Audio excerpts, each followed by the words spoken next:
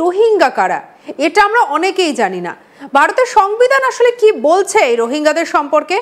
আবার এমনও চিন্তাটা ঘোরাফেরা করছে যে কোথাও কি এই রোহিঙ্গারাই নাম পাল্টে ঢুকে পড়বে না তো? আগামী ভোটের আগে ভোটার লিস্টে তাদের জায়গা হয়ে যাবে না তো? তারাই আবার ভোট বাক্সে তাদের অধিকার দাখিল করতে আসবে না তো? এই সমস্ত কিছু নিয়ে আজকে করব আলোচনা। আমাদের সঙ্গে রয়েছেন আন্তর্জাতিক সম্পর্ক বিশেষজ্ঞ শুভাশিস ব্যানার্জি। আপনাকে স্বাগত জানাবো আজ তাক বাংলায়। শুভাশিস বাবু, কি মনে করছেন যে এই যে রোহিঙ্গা যারা এত মাথা ব্যথার কারণ, তারা এবারে আগামীতে ভোট বাক্সে প্রভাব ফেলতে চলে আসবে না তো? কি মনে হয় আপনার? যেমন ভোট বাক্সে প্রভাব তো মৃত মানুষও ফেলছে, সুতরাং রোহিঙ্গাকে দোষ দিয়ে লাভ আছে? যারা মারা গেছে, যারা গায়েব হয়ে গেছে, বিদেশে চাকরি করে, তারা এসেও কলকাতায় 2 ঘন্টার জন্য ভোট দিয়ে চলে যাচ্ছে। আমেরিকা থেকে আমার দাদা এসে 2 ঘন্টায় ভোট দিয়ে চলে গেছে। মৃত অনেক লোকের বাবা মা দাদু দিদারা এসে ভোট দিয়ে চলে গেছে। তো দেখুন, ভোট অ্যাকচুয়ালি একটা উৎসব, গণতন্ত্রের উৎসব, যেখানে সবাই যে যার মতো পার্টিসিপেট করে। ভূত প্রেত আত্মা, যারা দূরে আছে, প্রবাসী বাসী, সবাই পার্টিসিপেট করে। সেখানে বিদেশিরাও এখন পার্টিসিপেট করতে পারে, সেটা হতেই পারে। গল্পের ছলে হয়তো করিয়ে দিল কোনো একটা রাজনৈতিক দল বা কোনো একটা রাজনৈতিক সমষ্টি, তো তাতে অবাক হওয়ার কিছু নেই। পয়েন্টটা হচ্ছে যে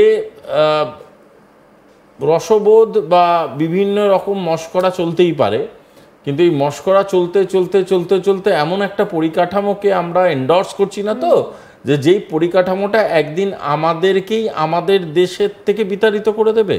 সেইটা হলো মূল প্রশ্ন। কারণ রাজনীতি থাকবে, যেমন রাষ্ট্র আছে, রাষ্ট্রের সাথে রাষ্ট্রনীতি থাকবে। রাষ্ট্রনীতিকে বাঁচানোর জন্য যে জিনিসটা থাকবে সেটা হচ্ছে রাষ্ট্রবোধ। কিন্তু এই রাষ্ট্রবোধ, রাষ্ট্র চেতনার মাঝখানে রাজনীতি যেই ইম্পর্ট্যান্ট একটা বিষয় এবং ইম্পর্ট্যান্ট একটা ক্যাটালিস্ট, এই রাজনীতি গোটা জিনিসটাকে ঘেঁটে দেবে না তো? সুতরাং সেটা বোঝার দরকার আছে। আমার কোথাও গিয়ে একটা জিনিস মনে হয়, স্বাভাবিক সাধারণ যে মানুষ আছে, দেখুন ক্রিকেটাররা ক্রিকেট খেলবে, যারা গান গায়, গায়ক গায়িকারা তারা গান গাইবে, যারা রাজনীতি করে তারা রাজনীতি করবে। কিন্তু সাধারণ আমরা যারা মানুষ, তারা যতক্ষণ না আসল চিত্রটার কিছুটা হলেও বুঝছেন, ততক্ষণ পর্যন্ত তাদের মধ্যে একটা কি বলবো, একটা প্রচণ্ড রকম উত্তেজনা কাজ করছে মনের ভিতরে। আমাকেও তাড়িয়ে দেবে না তো, আমাকেও কেউ বাইরে পাঠিয়ে দেবে না তো, আমিও তো রোহিঙ্গা বলে দেব না। কারণ এই রাজনীতির কচকচানিতে তো সাধারণ মানুষ এটাই বুঝতে পারছে না যে আসলে রোহিঙ্গা কারা বা ভারতের সংবিধান কি বলছে। এটা একটু খোলসা করে বলুন তো দেখি। রোহিঙ্গা কারার থেকেও বড় কথা হচ্ছে, রোহিঙ্গাকে নিয়ে রাজনীতির লোকজন যে ওয়ার্ডটা ইউজ করে প্রচণ্ডভাবে, রেফিউজি।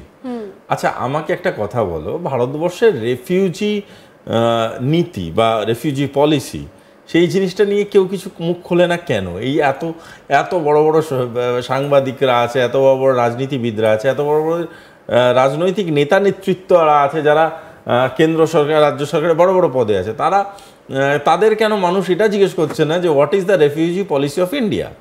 পয়েন্টটা হচ্ছে, ভারতবর্ষের কোনো সেভাবে রেফিউজি পলিসি নেই।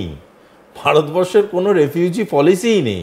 ভারতবর্ষের যেটা আছে সেটা হচ্ছে ফিলোসফি অ্যাবাউট রেফিউজিস। ঠিক আছে, ফিলোসফি অ্যাবাউট রেফিউজিস মানে কি? মানে আমি তোমাকে খুব সহজভাবে বলছি একটা কথা। ধরো কোনো জায়গা থেকে আমি প্রচণ্ড রকম ঠ্যাঙানি খেলাম, আমার ধর্মের জন্য আমাকে কেউ পিটালো, আমার কোনো একটা আচরণের জন্যে কোনো একটা বড় রাষ্ট্রের আমাকে পছন্দ হলো না, তারা পিটালো। আমি ধরো খুব মানে প্রাথমিকভাবে তুমি ধরেই না আমি খুব ইনোসেন্ট মানুষ। এইবার আমি কি করলাম, আমি তোমার বাড়ির গ্যারাজে এসে লুকালাম। এবার গ্যারেজে এসে আমি আশ্রয় নিলাম, আমার প্রাণটা বাঁচালাম। এইবার কি করতে শুরু করছি, আমি তোমার গ্যারেজেই থাকতে শুরু করে দিচ্ছি। এই যতদিন গ্যারেজে থাকতে শুরু করে দিচ্ছি, ততদিন অতিথি দেব ভব করে তো চলছে। তুমি কিছু বলছো না, ঠিক আছে, থাকছে, কিছুদিন থাকুক। কিন্তু প্রবলেমটা স্টার্ট হচ্ছে কখন? যখন আমি গ্যারেজে থাকতে থাকতেই ভিতরে রাস্তা দিয়ে তোমার রান্নাঘরে পৌঁছচ্ছি, তোমার চাল ডাল বিরিয়ানি খাওয়ার চেষ্টা করছি এবং খাচ্ছিও। শুধু তাই নয়, কখনো কখনো তোমার বাড়ির লোক যখন আমি বলতে আসছি কি আপনি এটা করছেন কেন, আমার বাড়ির জন্য এই রান্নাটা করা হয়েছে, আমি তাদেরকে পিটাচ্ছিও, নাক গলাতে শুরু করে, নাক গলানো শুধু না, বিভিন্ন ক্রাইমের সাথে যুক্ত হচ্ছে। তখন ব্যাপারটা খুব ইম্পর্টেন্ট হয়ে উঠছে রাজনৈতিকভাবে, রাষ্ট্রীয়ভাবে, এবং সবথেকে বড় কথা রাষ্ট্রের সুরক্ষার জন্যে। আচ্ছা, এবার একটা জিনিস পরিষ্কার বুঝে নাও প্রথমে, who are Rohingyas to Indian constitutional status, who are Rohingya in Indian constitution. এই ভারতবর্ষের আন্তর্জাতিক ডক্ট্রিনে রোহিঙ্গা কারা, আমরা কিভাবে তাদেরকে চিহ্নিত করছি? অ্যাকর্ডিং টু ল, মানে ইন্ডিয়ান ইমিগ্রেন্টস হিসাবে আমরা যে লগুলোকে প্র্যাকটিস করি, according to that international forum, Rohingya হচ্ছে ইল্লিগাল ইমিগ্রেন্টস, ঠিক আছে? রোহিঙ্গাকে যে স্টেটাসটা দেওয়া হয়েছে সেটা হচ্ছে ইল্লিগাল ইমিগ্রেন্ট স্টেটাস, সেখানে রেফিউজি কথাটার উল্লেখই সেভাবে নেই। তো এই ইল্লিগাল ইমিগ্রেন্ট স্টেটাসটা মানে কি? এই ইল্লিগাল কথাটার মানে কিন্তু শুধুমাত্র যে কি বলবো, তোমার লকে ফলো করছে না সেটা নয়। ধরো তাদের ল্যাক অফ ডকুমেন্টস আছে to stay as a citizen, তার জন্য তারা ইল্লিগাল ইমিগ্রেন্টস কেন, তারা অন্য দেশ থেকে আমাদের দেশে ঢুকেছে তাই। তাহলে সেক্ষেত্রে বলো, তাহলে যে রোহিঙ্গা বলে যে রাজনীতিতে বারবার আলাদা একটা ভাবে দাগিয়ে দেওয়া হচ্ছে, আবার আমরা দেখতে পাচ্ছি যে বাংলাদেশি অনুপ্রবেশকারী বলে একটা আলাদা পার্টকে তুলে ধরা হচ্ছে, তাহলে সেইভাবে দেখতে গেলে তো এরা প্রত্যেকেই তো অন্য জায়গা থেকে আসা, প্রত্যেকেই তো অনুপ্রবেশকারী, তাহলে এদের মধ্যে পার্থক্য তো কিছুই থাকছে না। আমার পয়েন্টটা হচ্ছে ভারতবর্ষকে প্রথমে এটা ঠিক করতে হবে যে ভারতবর্ষ রেফিউজি পলিসি বানাবে নাকি রোহিঙ্গা পলিসি বানাবে শুধুমাত্র রোহিঙ্গাদের জন্য। কারণ রেফিউজি পলিসিতে কিন্তু শুধুমাত্র রোহিঙ্গা আসবে না, যে কোনো রেফিউজি তার আন্ডারে চলে আসবে, এবং সেই জেনারেলাইজ পলিসিটা আমার কোথাও গিয়ে মনে হয় বানানোর প্রয়োজনীয়তা খুব বেশিভাবে আছে। কারণ আজকে আমাদের এই অতিথি দেবো ভব, সবাইকে জাপটে ধরে জড়িয়ে ধরে একটা মানে বিরাট আমরা ওই একটা সুন্দর পরিবেশ সৃষ্টি করতাম, সেই সময়টা কোথাও গিয়ে যেন পৃথিবীতে পাল্টে গেছে। আজকের ডেটে দাঁড়িয়ে এই পেনিট্রেশনটাকে, এই অসমোসিস, এটাকে ডিপ্লোম্যাটিক অসমোসিস, এই পপুলেশন একদিক থেকে আরেক দিকে ঢুকছে, একটা দিকের পপুলেশন অন্যদিকে গিয়ে বসবাস করছে, সেখানে তাদের বসতি তৈরি করছে, সেখানে তাদের রোজগারের জায়গা তৈরি করছে, তার আশেপাশের পরিবেশটাকে তাদের মতো করে গুছিয়ে নেওয়ার জন্য যা যা করা দরকার করছে। এবং শুধু তাই নয়, রোহিঙ্গার একটা বড় সংখ্যক লোকজনের ক্রিমিনাল বা ক্রাইমের সাথে যুক্ত থাকার একটা প্রচণ্ড রকম প্রবণতা, ইতিহাস এবং বাস্তবিক চিত্র দেখা গিয়েছে।